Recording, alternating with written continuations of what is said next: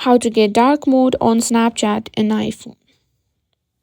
Today I've got some exciting news for all of you Snapchat users. Dark mode has finally been enabled on Snapchat for iPhone. In today's video, I'm going to show you how to turn it on step by step.